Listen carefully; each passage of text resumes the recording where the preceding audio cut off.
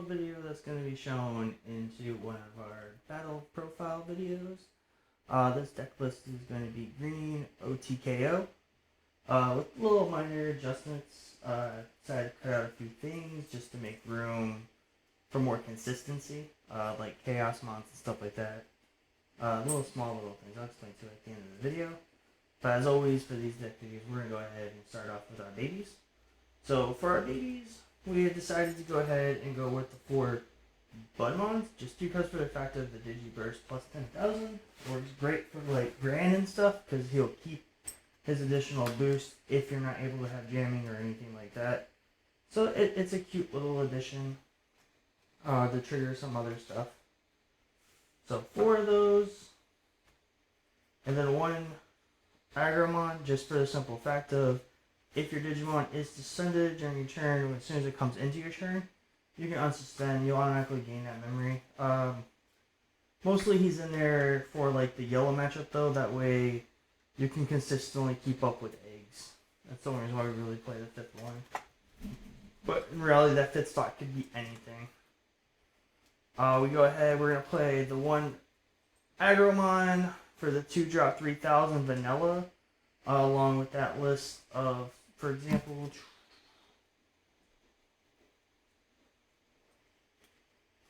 I had it set up.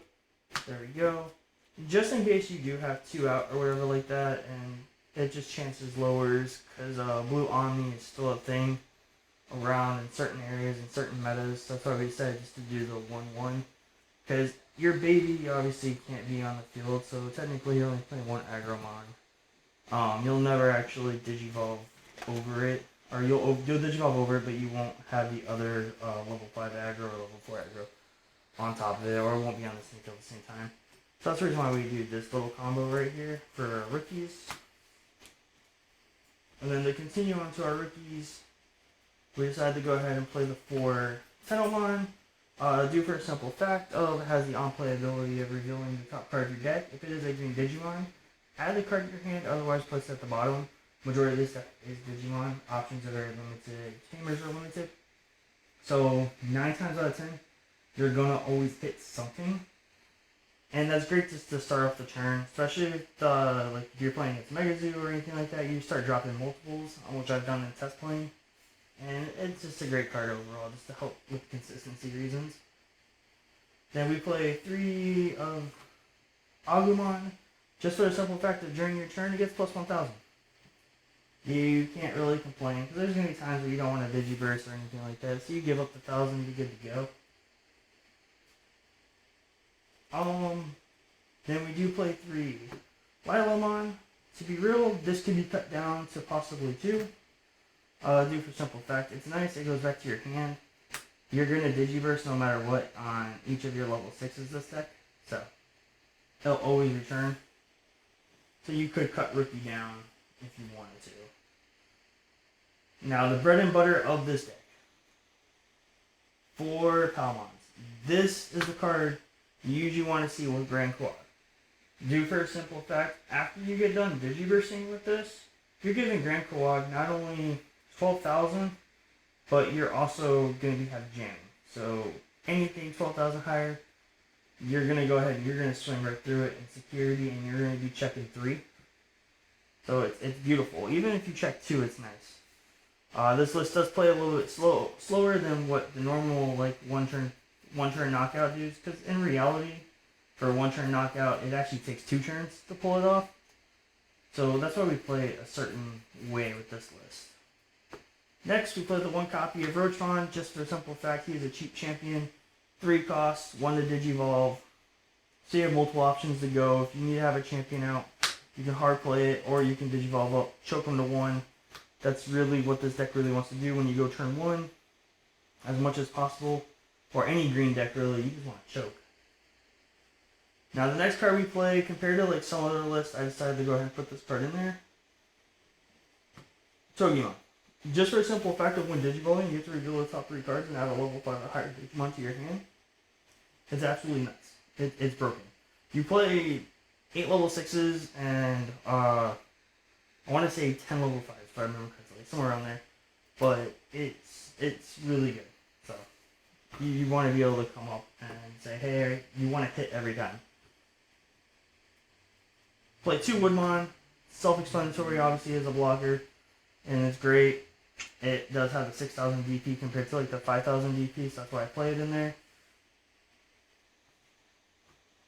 Then we play 4 of the other Kabuterimons. This is the starter deck one that has blocker as well. We play this one in here just for a simple fact of 1 cost, because this deck always wants to see a 1 cost ability. So it's great, it's cute, and just go right up your chain as fast as possible. The 1 copy Agumon, like I was talking about earlier in the video, the 1 copy, sure, you'll never have the 2 of the same on the field or anything like that, because one becomes more of a sacrifice piece or anything. And then also with the inheritable ability, you also get to play a level 3 for free whenever you swing. It's great. It comes in handy. So it doesn't come off as much as you would like because you do Digiverse a lot, but when it hits, it hits.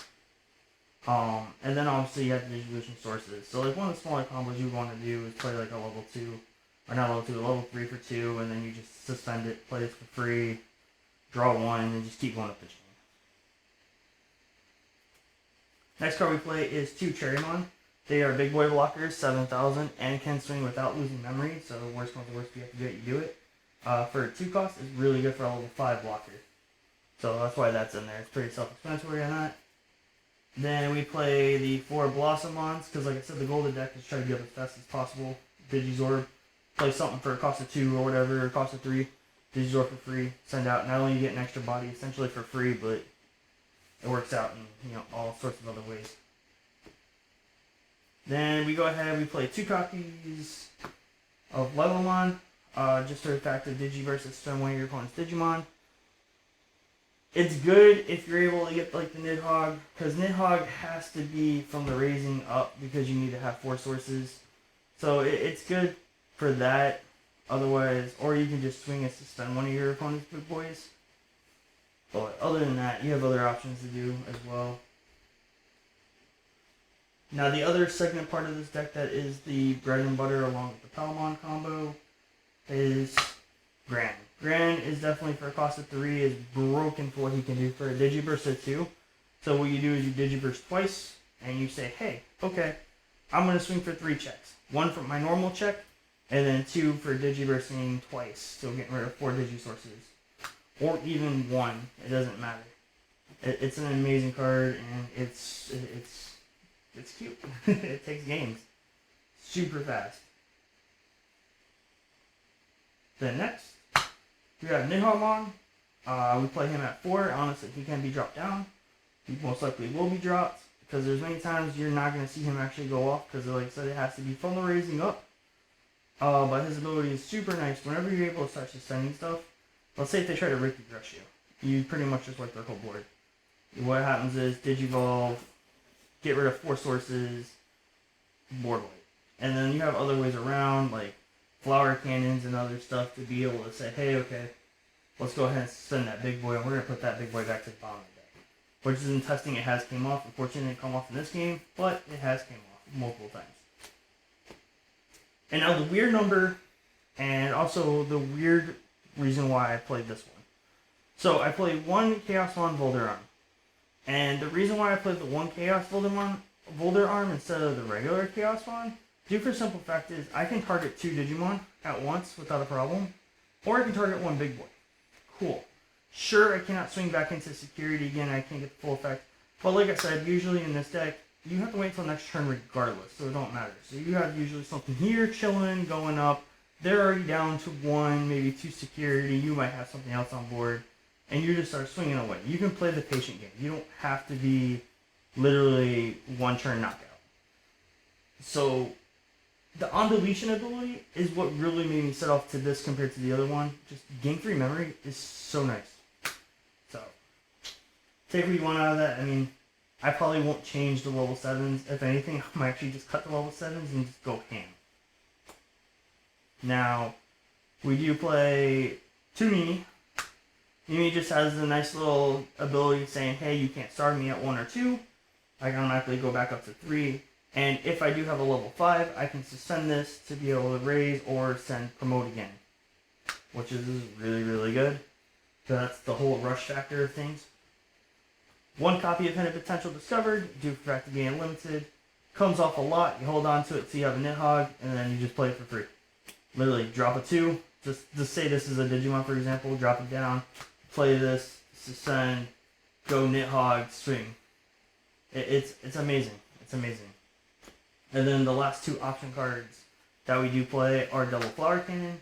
I'm not for sure if I want to keep Flower Cannon here or go for a Needle Spray. I do like the effect of Needle Spray when it triggers inside your security. Suspend one of your opponent's Digimon. It could be blocker or anything. Add the card to your hand, suspend it second time. But Flower Cannon is also good for ending, like, if they're trying to go for a game and they check this, it sends the whole board, except for blockers. And I feel like in a time where this meta is, there's not too many people, like, blockers are big, but they don't stay. And that's from my testing, but it can go back and forth, it doesn't matter. But other than that, that should wrap up this video. Like I said, I explained a few small combos for it. We can just, like I said, this sticks no matter what because of Digibursting. This suspend to be able to go ahead up to any of your level 5s is great. Or not your level 5s, but anything with Digizorbs, just go up to level 6 if you have to. And then you can just start swinging with Grand Quad or whatever you have to do, or Nidhogg. You can do what you gotta do there. And then also, like I said, the bread and butter, if you really want to swing with Grand, this really needs to be your Digisource in there. You just Digizorb this, and then you just start swinging 3 gen and you're great. So other than that, yeah, that wraps up this video. Let me know what you guys think in the comments below on this list. Sure, there's some minor things that need to be changed in it. But, you know, hey, it's a fun list and that's what we go for. So, take it easy, guys. Have a nice day. Bye-bye.